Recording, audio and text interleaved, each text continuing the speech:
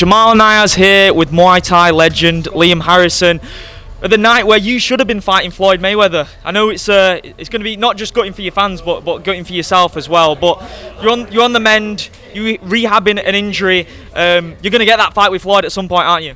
You know what? I'd like to think so. Like I've done everything I wanted to do in my sport of Muay Thai, and when I got offered this fight, I was nursing a snapped ACL. I was waiting on the surgery. I got offered the fight. I thought, right, I'll postpone the surgery. I'll jump into training. It's only boxing. I'm used to obviously kicking, knee and elbow and all the lot. I thought, it's boxing. I should be able to get through a camp. I accepted the fight. I started training for 2-3 days. The first couple of days were okay, and then my knee just started ballooning up. I spoke to my surgeon. He said, listen, you might be causing some irreversible damage here that I can't repair in the surgery. You might be looking at a knee replacement by 40. And I thought, you know what, I need to be sensible here and just get my surgery done, rehab myself, and then hopefully we can make it happen in the future. Were you surprised that offer came through? Because he literally went from fighting a legit YouTuber, not just like, you know, someone like Jake Paul who's trained in the sport for 5 years. He went and fought KSI's brother. To then coming to you, one of the baddest men on the planet in your sport, a massively decorated career, one of the most respected people in martial arts.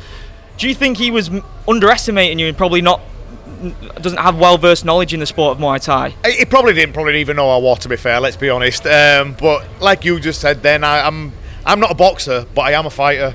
And I'd have come and I'd have gone to war and I'd have put it all on the line like I do in every single fight.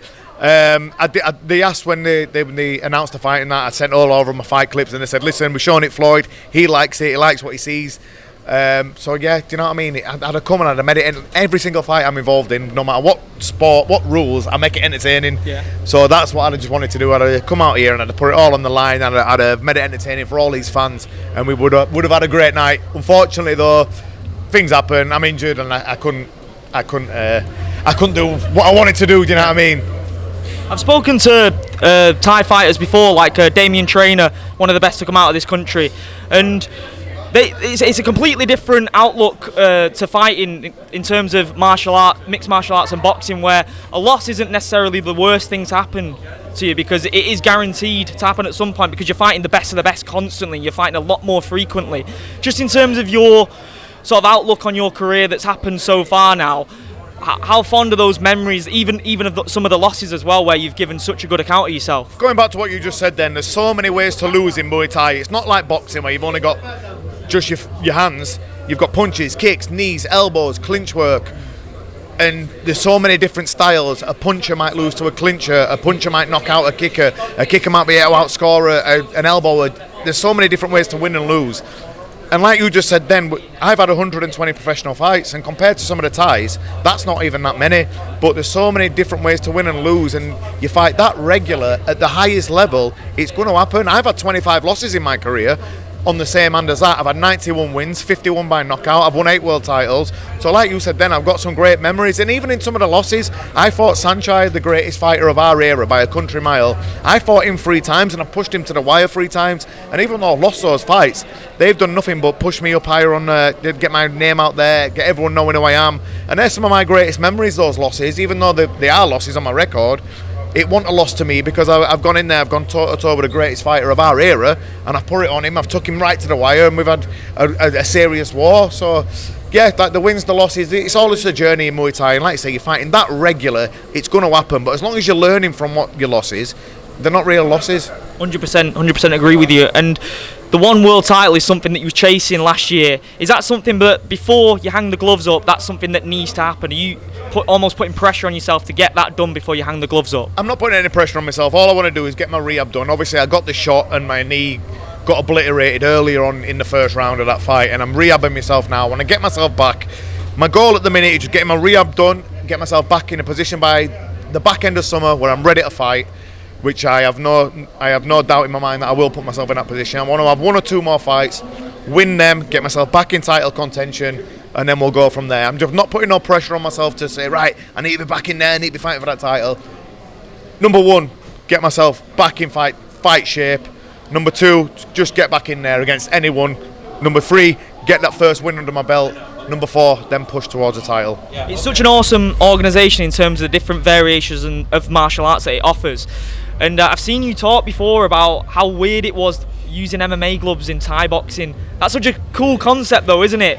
Was that something that you embraced the first time you heard about it, or was you like, wow, that is like changing the game? Because I think it's an amazing sight to behold as a fight fan. So at first, I've had hand problems throughout my career. I broke both my hands. I've got a metal plate in this one. So when it first came about, I were a bit not too sure about it. I'm at the back end of my career now. I've done everything I wanted to do in 8-ounce gloves, and you know what? It's exciting.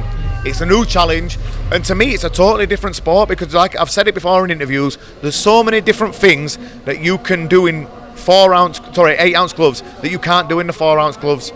So it's a brand new challenge to me, and I'm absolutely loving it, to be fair.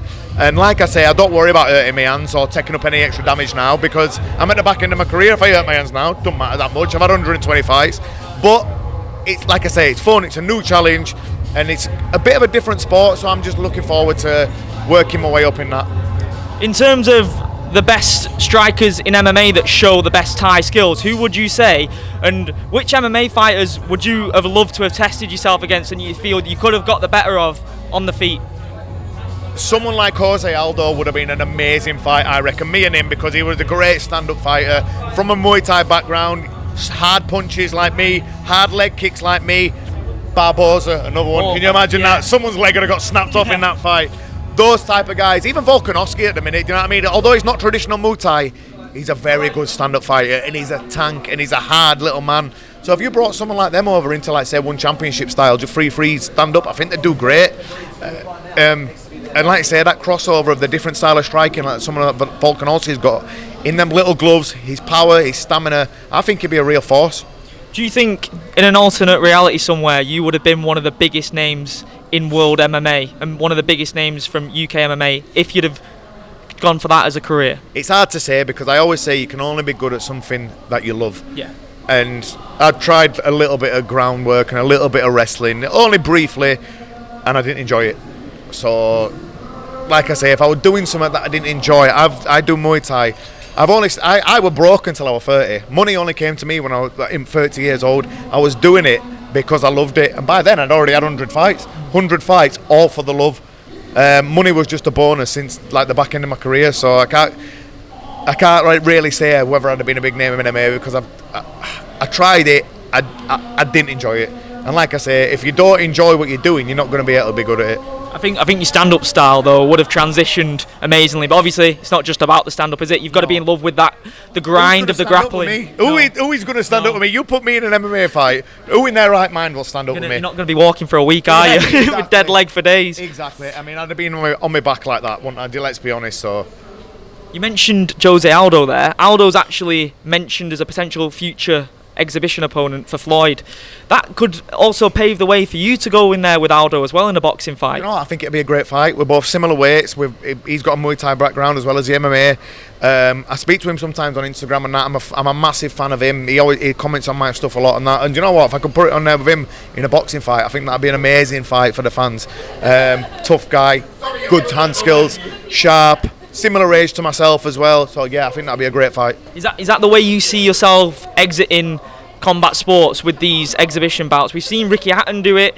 It's such a hard, like you said, you're in love with it. You can't just shake it off and just switch it off. It's nice to go in there and almost replicate a full combat scenario, isn't it? Yeah.